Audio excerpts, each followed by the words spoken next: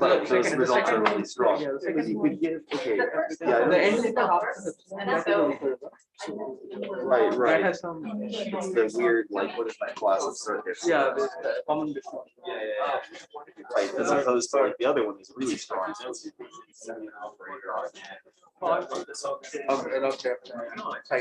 Yeah.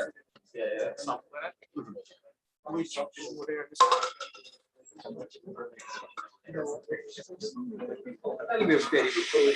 Yeah. But so result for the whole class of algorithms, non-trivial algorithms we have so far. Like there's this paper in 2006. One of the authors is Shabir, yeah, Mark and Shabir, yeah. They have a. I mean, it's a pretty neat. They say basically you have the inputable technique. It's like Yeah. endpoints, it's good endpoints, and you can't do better. I don't know. That's like, Yeah. I wonder if I'm sure about this. I think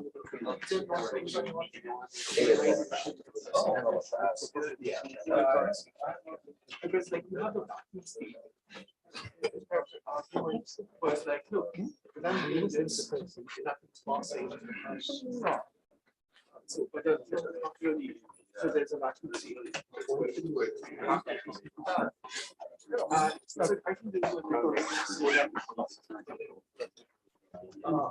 this I really have no other idea. stronger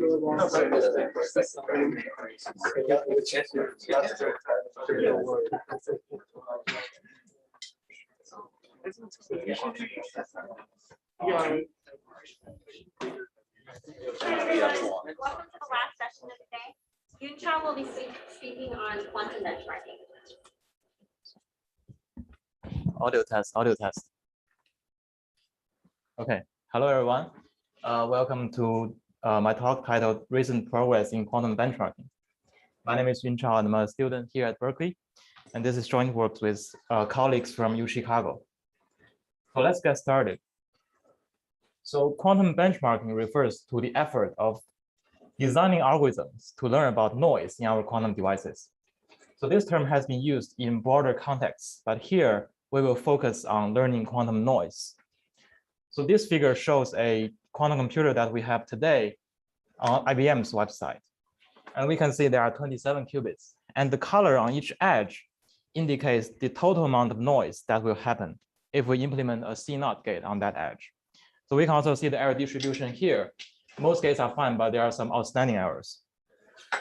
So this is exactly the kind of things that we will be doing.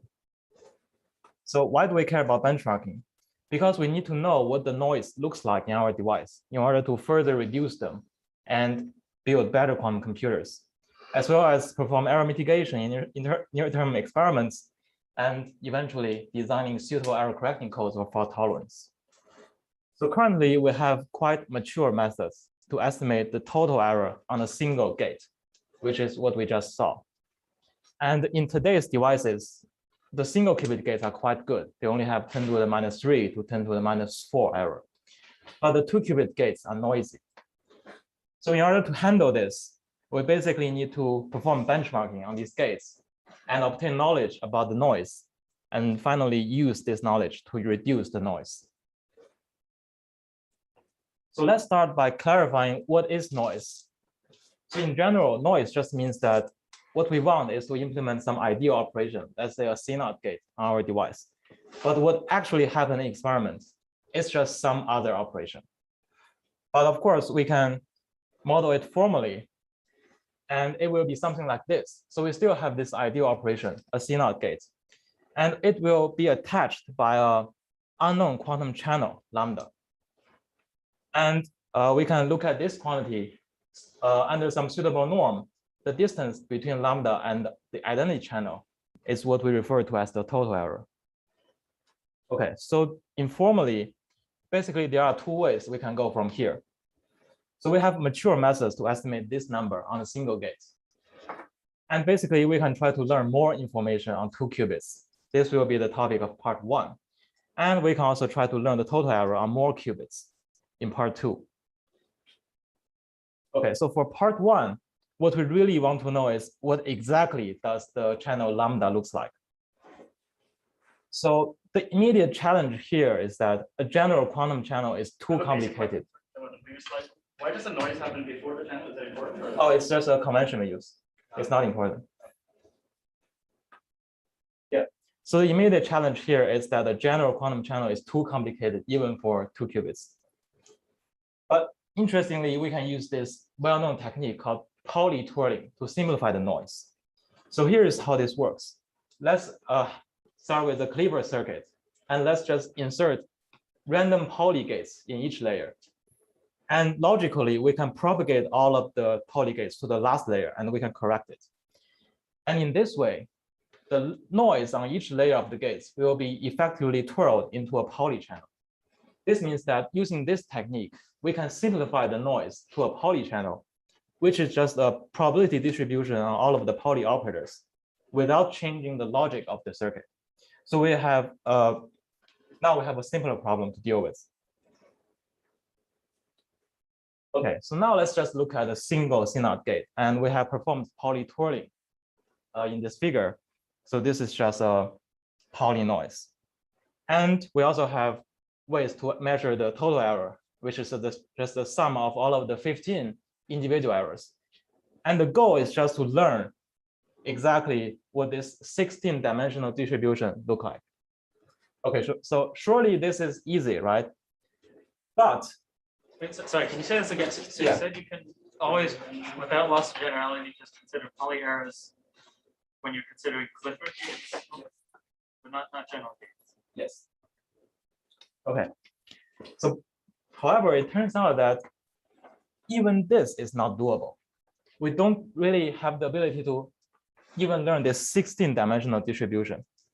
And this seems to be a fundamental issue because somehow there is some intrinsic symmetry in quantum systems that makes some of the errors unlearnable. So we could only figure out part of the distribution, but not all of them.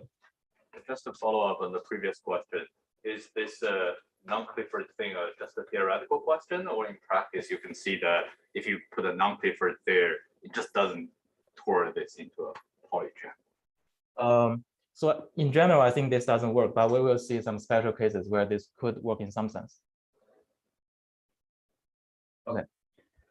Okay, so part 1 of this talk is precisely about this issue, where we will give a precise understanding of what information about noise is learnable for Clifford gates. Okay, so besides this, we also have the second goal, which is to do scalable benchmarking.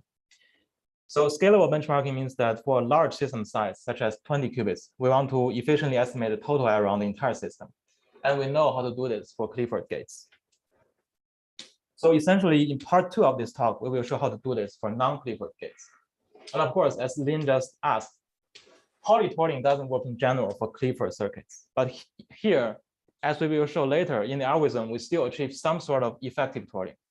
So for the purpose here, we can still think of noise as a Pauli channel, and we just want to learn the total error, which is simply 1 minus p identity tensor n.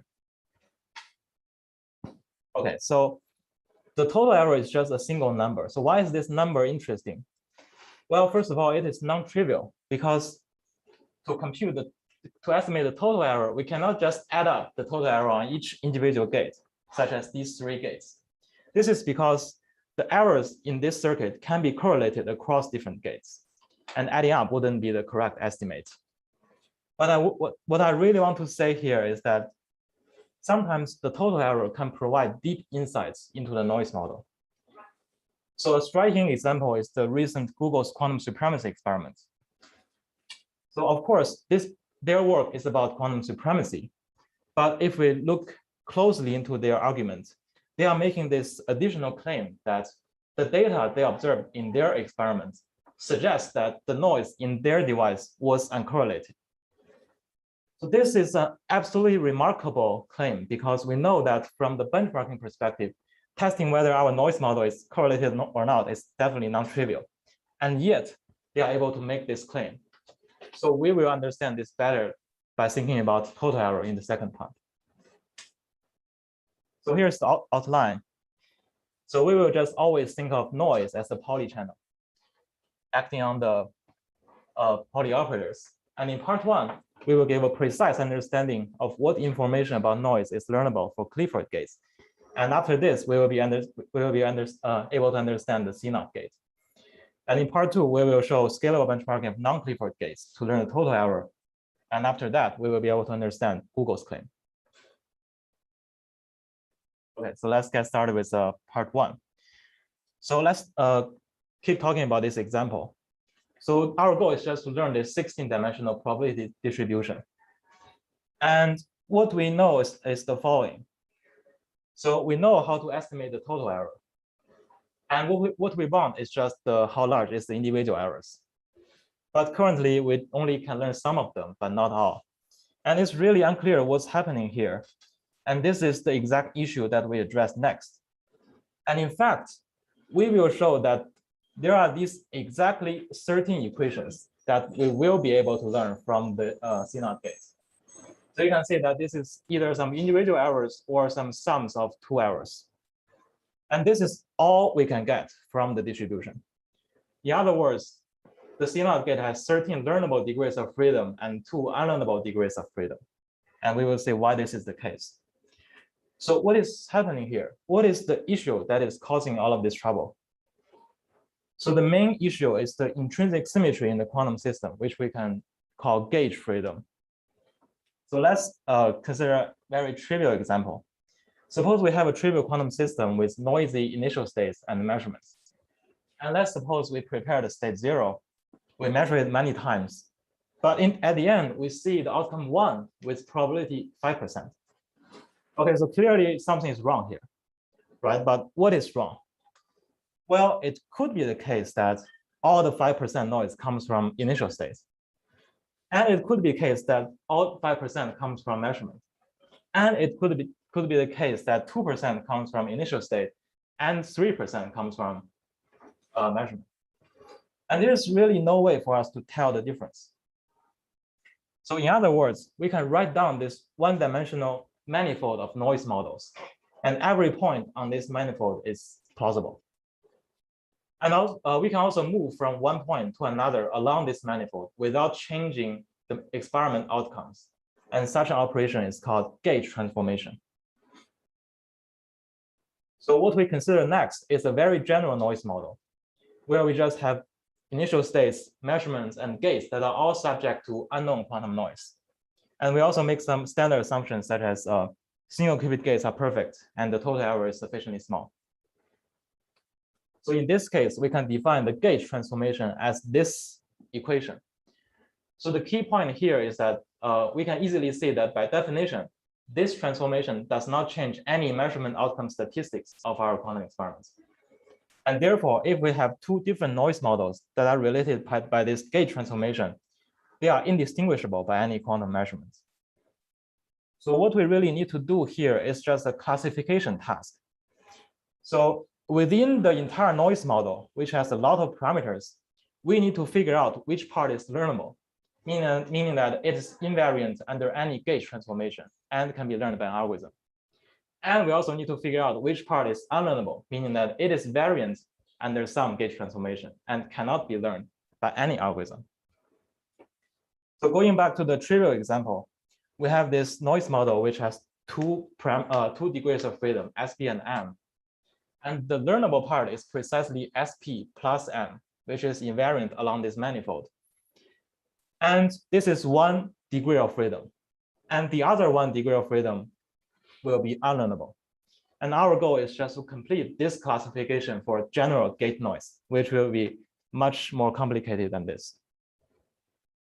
Okay, but at this point, it's actually really unclear how do we do benchmarking, given the enormous difficulty that we have noisy states and measurements. So here comes the main idea of benchmarking. Somehow we observe that in a quantum experiment, the initial state and measurement only appears once, but we can apply a gate many times. And in this way, we can exploit this asymmetry to obtain information about gate noise. So basically, we just do these 2 different experiments. And because we have these additional 3 gates, we will observe some different statistics in the 2 experiments. And if we choose the experiments cleverly, we will be able to say that the difference is only caused by gates. And therefore, we can use this difference to obtain information about gate noise. Yes. So it's probably not applicable to all models of computation, but couldn't you also use the post-measured state somehow? Like, for example, if PTP measure. Yeah, exactly. So that would be another model of experiment. And we will focus on this one for now. But what you said is absolutely an interesting direction that I could have the chance to mention at the end.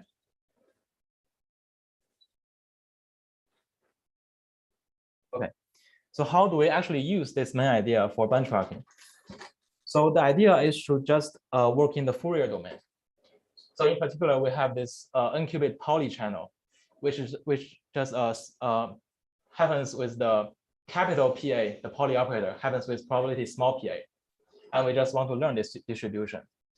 And next, we will work in the Fourier domain, where these lambda A coefficients are just the eigenvalues of this polynoise channel. And the lambda A's are related to the poly errors by a Fourier transformation. And these are called poly fidelities. So next, we will show that we can learn the poly fidelities or eigenvalues and then reconstruct the distribution.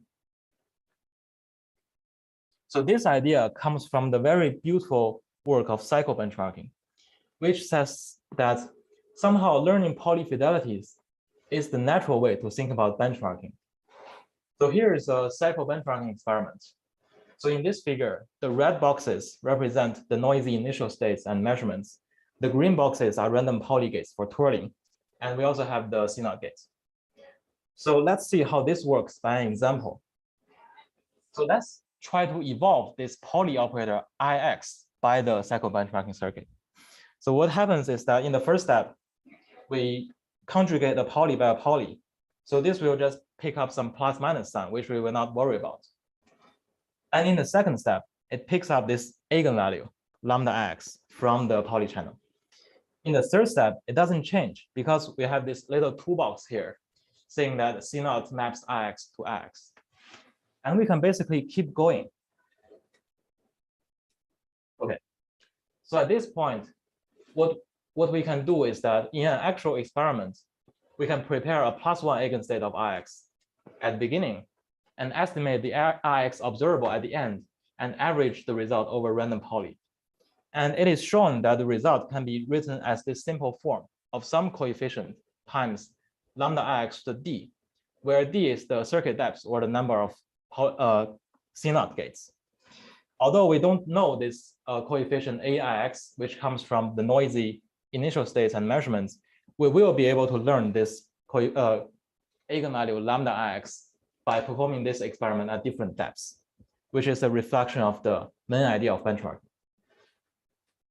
But this is absolutely remarkable because given all the difficulty in the noise, we can somehow already learn this concrete parameter about noise. And moreover, the original cycle benchmarking also learns some other specific poly fidelities and can be used to estimate the total poly error. Okay, but this is not quite enough yet.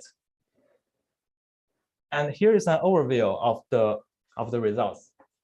So we will actually augment the cycle benchmarking algorithm with a very simple trick in order to learn more information. And somehow for the CNOT gate, this is everything we can learn from experiment.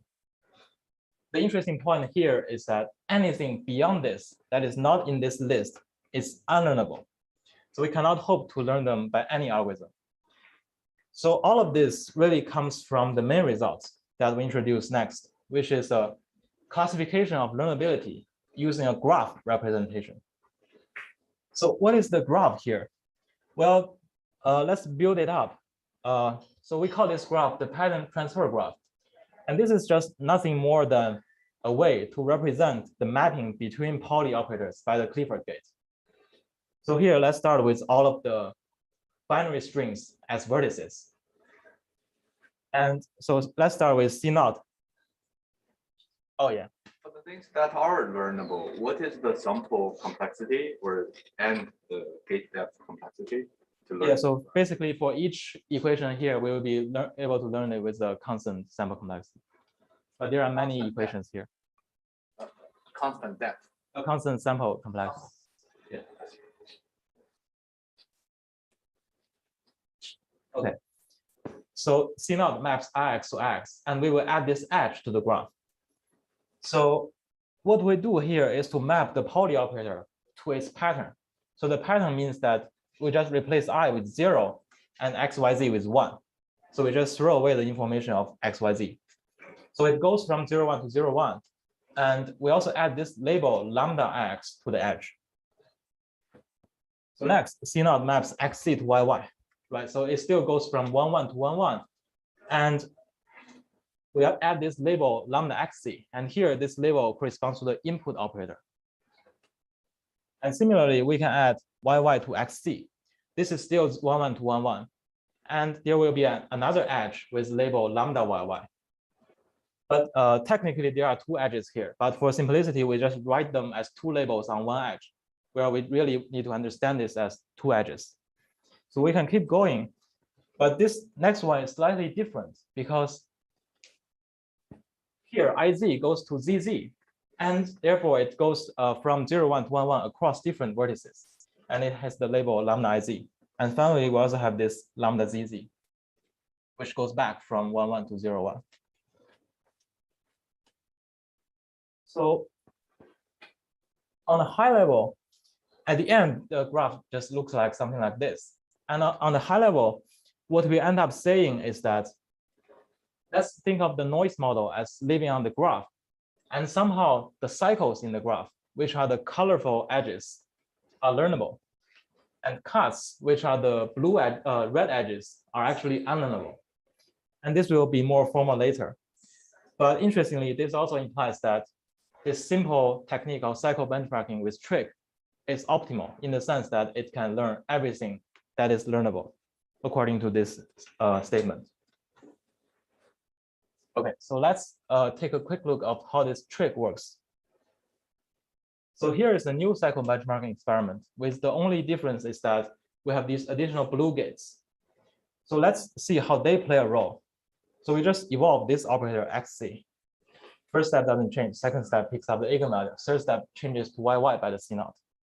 But at this point, these blue gates can actually rotate the operator YY back to XC. And in this way, we can keep going with lambda XC squared, rotate to YY, rotate back. Okay. So we can see that basically using this rotation trick, we will be able to learn XC, lambda XC. And this process has been indicated in this part of the graph. And similarly, we can also learn lambda YY. So here is the final example, which will be slightly different because the graph looks like this, right? So if we evolve the Pauli operator IZ, here it picks up the eigenvalue, and here it maps to ZZ. But at this point, can we do the same thing again? Can we use the single qubit gates to rotate ZZ again back to IZ? And the answer is no, because a single qubit unitary cannot map Z to I. And this is because we have moved from 0, 1 to 1, 1. And the single qubit rotation trick only works within the same vertex, but not across vertex. But nevertheless, we can keep going. And we can just put the identity gates in the blue and see what happens. So at the next step, it will pick up lambda ZZ, and then back to IZ, and then keep going. So what happens here is that we can keep repeating this cycle. And at the end, we will be able to learn the product lambda ZZ times lambda IZ, but not each of them individually. And the main reason for that is because the pattern changes from 0, 1 to 1, 1. Okay. In other words, we can track the trajectory of the operator. It started as IZ. It goes to ZZ, back to IZ, and we can repeat this many times and learn the product. Okay, so in general, for an n-qubit Clifford gate, this graph just have 2 billion vertices and 4 billion edges. And the vertices correspond to the Pauli weight pattern, which is a binary string. And the reason that we don't need to record XYZ identity is because we can freely rotate among them within the same vertex using the single qubit trick. So right now, this new observation will become quite clear, which is we can actually learn the product of polyfidelities along every cycle in this graph using cycle benchmarking. This is just because we can traverse any cycle in this graph using the single qubit trick and repeat the cycle many times. And in this way, we can learn the product. Okay, so now a natural intuition is, so we know that every cycle is learnable. So what could be the dual of a cycle on the graph that is actually unlearnable? So this is precisely what we end up saying, which is in this graph, the product of polyfidelities along every cycle is learnable. And the product of polyfidelities along every cut is unlearnable. So we will see what this means shortly. But actually, this is complete as a proof, because informally, we can think of cycles and cuts as a basis of the graph that spans the entire graph space. And this can be made formal if we define vector spaces associated with the graph. So we can think of the graph space as the orthogonal direct sum of cycle space, which are linear combination of cycles, and cut space, which is a linear combination of cuts. So having figured out the basis for what is learnable and what is unlearnable, basically we can take any function of the noise model and decompose it into two parts, the part in the cycle space and the part in cut space. And the function f will be learnable if and only if it is only in the cycle space. Okay, so here is what the actual classification looks like. So let's take the graph for the C0, and let's just enumerate cycles and cuts. Okay, so we have this one cycle, and we can write down lambda x, another small cycle, write down lambda zi. And here there are actually 5 cycles because there are 5 edges. So we write down these 5 parameters. And in this part, so there are 4 edges in this part, but actually there are only 3 independent cycles here because the 4th cycle will be generated by the first 3 cycles. So we write down 3 equations. And finally, 3 more equations here. Okay, so that's all of the independent cycles in this graph. What about cuts? Well, there are just 2 independent cuts. So for this one, we can write down this equation. So what we mean by the product along the cut is we take the product at one direction and divide by the other direction. And this function is unlearnable because we can construct a gauge transformation and prove that this function changes under the transformation. And there is just one more independent cut. But notice that we are actually already done here because we have identified 13 equations in the cycle space and 2 equations in the cut space, and they add up to 15, which is precisely the total number of degrees of freedom.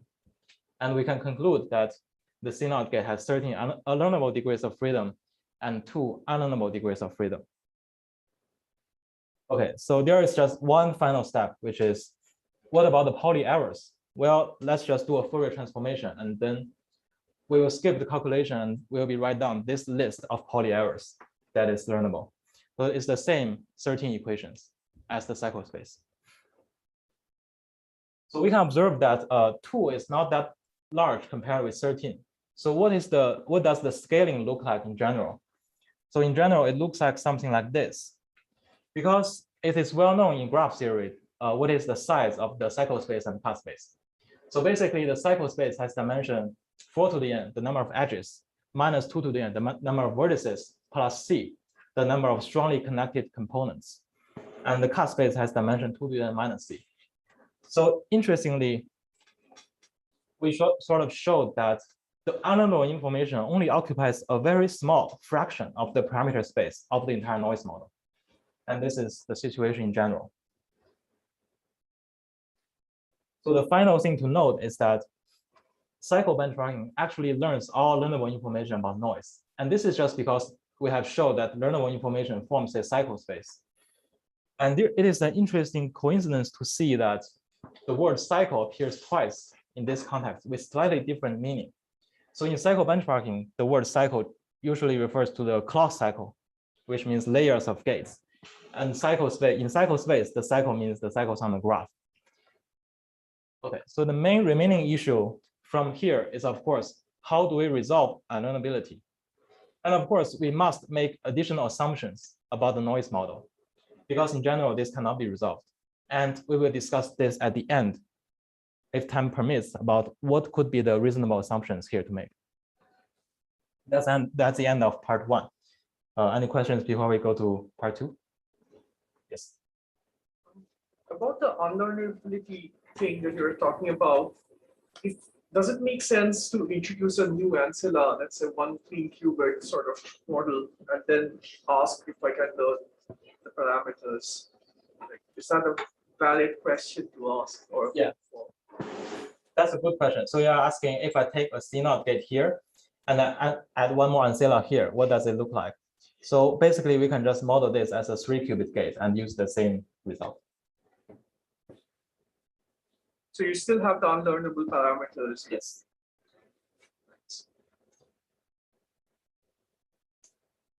Okay, so yeah. I think I might have missed something at the beginning of the talk, but is it really unlearnable in the sense that if I just took the gate and I like plugged in a bunch of different inputs and did tomography, couldn't I reconstruct the output state exactly for a bunch of different input states? And is this like a question of efficiency? No, absolutely not. The real question there is that your initial states and measurements are also noisy. I see. So we're still assuming those are noisy here. Yes. Yeah, that's the main reason that is causing all of this. Got it. Thanks. Okay, so let's go to the second part, non-Clifford benchmarking. So the first thing to talk about is, why do we care about non-Clifford gates? The main reason here is because non-Clifford 2-qubit gates are ubiquitous in current implementations of near-term algorithms.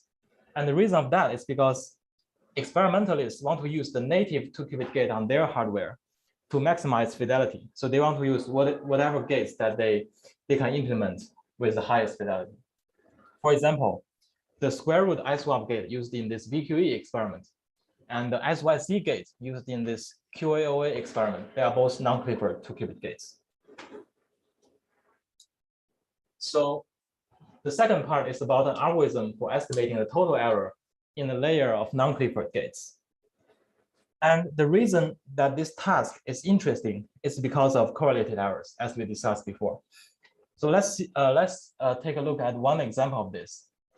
So here we have two different noise models on this picture. On the left-hand side, we have two independent errors, X red and X blue. And each of them happens independently with probability 1%. And on the right-hand side, we have this correlated error XX that both happens together with probability 1%. So the task is to distinguish between whether we have the left noise model or the right noise model. But the key point here is that if we only have access to local information, if we only know how to estimate the total noise on each of the individual gates, we cannot tell the difference because they are always 1%. However, if we have access to the total error, we will be able to see that the left-hand side has total error 2% and the right-hand side has total error 1%. So this would be the solution for this problem. Of course, so we know that this task, so we know how to solve this task for Clifford gates using cycle benchmarking. And this is based on the structure of the Clifford and Pauli group, which we have introduced. But the main challenge here is that for non-Clifford gates, the nice structure that we have used repeatedly in the Fourier domain disappears. And it's really hard to imagine how do we do scalable benchmarking of arbitrary non-Clifford gates. And in fact, we will introduce an algorithm that is completely different. And it is called RCS benchmarking. So basically, this is just a circuit where we alternate between different patterns of the gates, and we interleave with hard random single-qubit gates. And this is quite different from the left-hand side because the left-hand side doesn't have any entanglement, and the right-hand side creates lots of entanglement. Also, the underlying principle of this new algorithm is also different. It is based on the scrambling effect of random quantum circuits, which in general doesn't really care about what kind of gates we have. And that is the fundamental reason that this algorithm works for any 2-qubit gates. So you must see where this is going because this circuit is exactly the same kind of circuits that was used in Google's quantum supremacy experiments. And our motivation indeed comes from there. So in Google's experiment, the main thing that they measure is called the linear cross entropy, which is defined in the following. So if we take n measurement samples from the experiment, the XED is just the sum of the ideal probabilities of these samples with some normalization. And so in Google's experiment, the linear cross entropy is used as a proxy of the fidelity of their experiment. And this is a key point that we will come back later. So of course, Google's experiment is about quantum supremacy. But they also make the second claim that the noise in their device was uncorrelated. And as we discussed earlier, this is a remarkable claim that indicates that maybe there is something happening in this experiment that we could take and use it for benchmarking. So let's really understand what this claim is about. So here is what this claim is about. So if we look at this figure, there are two types of data points on this figure. So there are these individual data points represented by the circles or the crosses, and there is also this black line. Okay, so the black line is something defined by Google called the digital error model. And the definition of that is just we perform randomized benchmarking to estimate the total error on each gate, and we just multiply the 1 minus error for every gate. And I'm calling that FRB because it came from randomized benchmarking. And the data points is the linear cross entropy. So why did Google come up with this new metric, digital error model? And why is this relevant at all? This is because if you look at this product equation, it has some sort of spirit of independence in probability. Because we know that independent events, the probability is a product. So here is a reconstruction of the interpretation of what's going on in Google's experiment. So they were thinking the following. Maybe the errors in their device is uncorrelated. In this case, it is reasonable to expect that the fidelity of the experiment roughly equals the probability of no error, which by independence equals the product of no error on each gate. Okay, so XEB is a proxy of fidelity. So let's plot XEB. And FRB is this product equation. So let's plot FRB. If these two things coincide and agree with each other, this would suggest that the hypothesis in the beginning that noise was uncorrelated is correct. And this would be great news because this would mean that it is easier for them to do error correction in the future. So there are two things happening here in this Google's claim. So the first thing is that they are making the observation that the linear cross entropy agrees with the digital error model in their experiments. And second, based on this observation, Google makes the claim that this coincidence indicated that the noise in their device is uncorrelated across each 2-qubit gates. So from the theoretical perspective, this seems quite mysterious. So can we try to understand this observation and the claim from the theoretical perspective better? And furthermore, can we actually turn this observation as a hint of a scalable noise benchmarking algorithm that actually works for non-Clifford gates? So this is precisely what we do next. So we were able to answer both questions positively.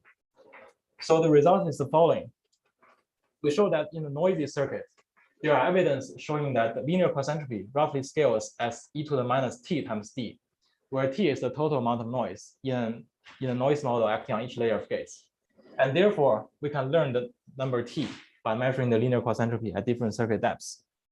And as a corollary, we also show that if the noise was correlated in Google's experiment, the linear cross entropy would deviate from the digital error model FRB. And this can be viewed as evidence that supports Google's claim. So let's take a closer look at how this works. So we still work in the same Pauli error channel, and the goal is to estimate the total error. So what we actually show is evidence that the average fidelity of random circuits at depth d scales as this exponential decay. And in experiments, we can use XED as a proxy for fidelity and then get the total error t. In other words, for a random circuit C, the ideal output state is just this pure state. But in actual experiments, it is a mixed state, and the fidelity is these inner products. Now our theorem is to show evidence that the average fidelity has this exponential decay when the total error T is a small constant. And the proof idea is to map this average quantity into the partition function of a classical spin model and then bound it analytically. So here is what the actual experiment looks like. So we just select a few different circuit depths and sample a few random circuits at each depth. And then we can estimate the fidelity of each circuit using the linear cross entropy and compute the average. And finally, fit this exponential decay and obtain the number T. So here is this coefficient A plays the similar role as the noise contribution from the initial states and measurements. So at this point, you might be wondering, why do we need to involve this linear cross entropy? Why don't we measure fidelity directly? This is just simply because fidelity is hard to estimate in general, because the direct fidelity estimation algorithm has exponential sample complexity in the worst case. And therefore, we need to borrow the intuition from Google's experiment that the linear cross entropy appears to be a sample efficient estimator of fidelity with only 1/2 epsilon squared scaling. And recently, there has been a lot of progress showing theoretical evidence of this intuition when the total error is small. And this has been obtained by Dalzell, Hunter-Jones, Brandau, as well as Galatel. So now this really completes the reasoning that in the second step, we use linear cross entropy as a proxy for fidelity and obtain the total error at the end. Okay, so we basically have answered the second question by showing a noise benchmarking algorithm for non-Clifford gates. And now let's go back to this first question of understanding Google's claim that their noise was uncorrelated. So recall that what happened is that the linear cross entropy agrees with this product equation FRB. And the claim is that the noise is uncorrelated. So to understand this claim, we can just go back to the first example we saw. And so on the left-hand side, we have this independent uncorrelated noise model. And on the right-hand side, we have this correlated noise model. So if we use RCS benchmarking to learn the total error, we'll be able to say that the left-hand side has total error 2%, and the right-hand side has total error 1%. So in other words, in the left-hand side, the noise model contributes 2% in the exponential decay of cross entropy and fidelity. On the other hand, it also contributes 2% to the product equation FRB because we just have two errors with each with 1%. And on the right-hand side, this total error is only 1%. So it only contributes 1% to cross entropy and fidelity. However, because of the fact that we are not distinguishing between the two noise models by the local benchmarking, this still contributes 2% to the product equation FRB. So what is happening here is that FRB overestimates correlated noise because it counts it twice on two gates. So to confirm this, we can perform an absolutely trivial simulation with a contrived noise model that is highly correlated across the entire system. And we can see that the FRB equation decays much faster than the linear cross entropy and the fidelity. But we also know that in Google's experiment, somehow these things are coinciding with each other quite well. And based on our previous discussion, this can be viewed as evidence that supports Google's claim that the noise in their device was uncorrelated. So here's the conclusion. We developed a sample efficient algorithm to estimate the total noise, including all of the crosstalks on a layer of non-Clifford 2-qubit gates. And of course, this doesn't scale beyond 50 qubits because the algorithm does require classical simulation. And as an application, we provide formal evidence to support Google's claim that the coincidence between linear cross entropy and fidelity and digital error model indicated that the noise in their device was uncorrelated. So here's a summary of the entire talk. So we have shown that for Clifford gates, the cycle space of the pattern transfer graph determines which part of the noise model is learnable. And this also shows that cycle benchmarking learns all learnable information. And if time permits, we can also discuss ways to resolve unlearnability by making additional assumptions. For non-Clifford gates, we show how to learn the total error by introducing random circuit sampling as a powerful new tool for benchmarking. And this can be viewed as a practical application of quantum supremacy experiments. And the final question from here is that whether random circuit sampling can be used to obtain more information about noise. And there has been some recent interesting effort from IBM. And here's the references. Thanks for listening. And I can take questions. And if time permits, I can go back to this first question.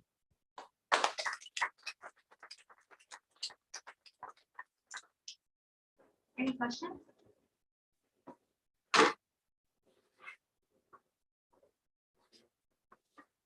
So that since there's a single layer non-Clifford gates, then you simulate the circuit. And I was just wondering if is there a hope of like a better simulation algorithm without restriction class of circuits that just have a single layer of non-Clifford gates? Yeah, so the main problem here is that a single layer is not sufficient for benchmarking because we need to apply many layers in order to extract the information. And because we need to alternate between different patterns, right? So this just makes the circuit hard to simulate, as in the quantum supremacy experiments.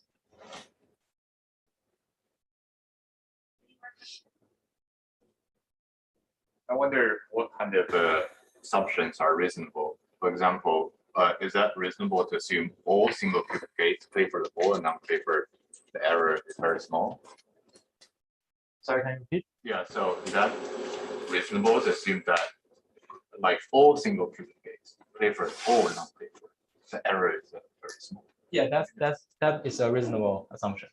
The other one is that you have let's consider a 2-qubit example that you have a controlled 1 and apply it not on 2, and the other way, which is controlled on like 2 applied to 1. Should I really think that the error channels for these two different C0 gates are completely independent, or there's some relation? Great question. So that depends on your physical mechanism. So for example, in some platforms, the C0 gate is just the CZ gate with some Hadamard gates, right? But because the CZ gate is symmetric, so basically the two C0 gates in two directions, they are actually the same gates. And so we just model them as having some noise channel for the one gate and the other gate can be derived. But it could be the case that there are actually different physical mechanisms for the two types of C0. And in that case, we can model it as two different noise channels. If the C0 is implemented in CZ, which is symmetric, does it change your learnability result? Oh, this result also applies to CZ gate, showing that there is also two unknowable degrees of freedom. Okay, so maybe I can quickly sketch what are the possible ways to actually avoid this unknowability issue. So the first idea is absolutely simple, which is to observe that this unknowability doesn't apply if the initial state is perfect, right? Because from the top equation, we can see that if the initial state is perfect, there's no way to move it by the gauge transformation. However, we did this in experiments, and it doesn't really work. And we end up concluding that the state priority noise is not small in the experiments we performed. But it doesn't mean that in future experiments, this couldn't be a reasonable approximation. And the second idea, I think it was asked, is to use quantum non-demolition measurements. This just means that maybe in the future, we could have quantum measurements that also saves the post-measurement state. And in this way, we can break the framework of current experiments and do something like this, where we just repeat the measurements many times, also interleave together with the gates. And in this way, we can break the symmetry between state preparation measurements. And this could be used to learn more information about noise that was unlearnable in the top experiment model. And the third idea is simply to parameterize the noise model using the underlying physics. We could, for example, write down some Hamiltonians and Learnabilities for the noise model that could have much less than 4 to the n parameters in general. And maybe in this way, the cycle space already contains sufficient information to recover the Hamiltonian. And that's all I have. Thanks for your attention.